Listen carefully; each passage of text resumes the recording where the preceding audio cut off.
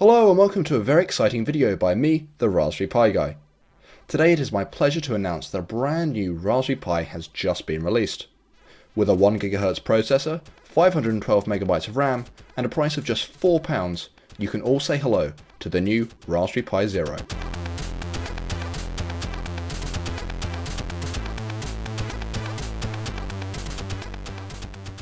Yes, you did indeed hear me correctly.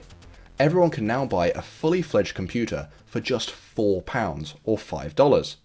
The Raspberry Pi Zero is designed to be a stripped down, bare necessities machine that still retains the core functionality of its older Raspberry Pi family, the Raspberry Pi 2, B+, A+, etc.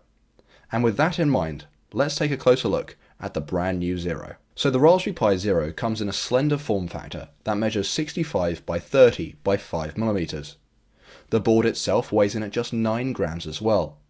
Don't be fooled, however, as this truly miniature package squeezes in a serious amount of computing power too. At the heart of the new board, you'll find the same processor that features in the previous generation of Raspberry Pi computers. This is of course the single-core BCM2835, but with a slight twist. For the Zero, the clock speed has been set to a mighty 1 GHz, and this means it is a whole 40% faster than the original Raspberry Pi. Whilst this is not the quad-core found in the Raspberry Pi 2, it is more than enough power for this $5 PC. To accompany the beefed-up CPU, you'll find 512MB of RAM. All in all, this causes performance to be 3 times faster than the Raspberry Pi 1. Moving on to the supplied interfaces. The Raspberry Pi Zero, as with every current Raspberry Pi, uses a micro SD card to store the operating system. In terms of the OS, the Zero will function with Raspbian and all existing software. If you move to the bottom of the board, you'll see some connectors that have not been seen before. In order to maximize available space, the HDMI port is now a mini HDMI port. This has no effect on the output capability of the Raspberry Pi Zero. It is still capable of full 1080p high definition video. 2 micro USB ports can be found also. One of these is labelled power and funnily enough is the 5V power input to the Zero. Powering this new board is exactly the same as with the Model B and is best done from a mobile phone charger.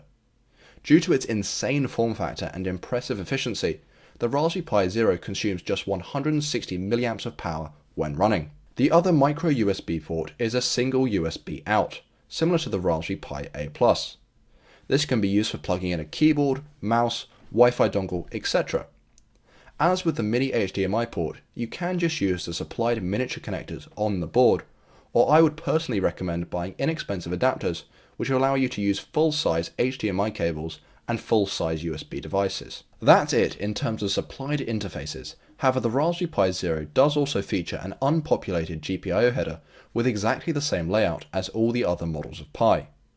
The choice of whether you want to solder on a header is up to you entirely, but if you do, you'll of course have access to a wide variety of I/O and compatibility with add-on boards and Raspberry Pi hats. Whilst you will not be able to use the Zero with the Raspberry Pi camera or display, it does include an unpopulated pair of pins that will allow you to get composite video out.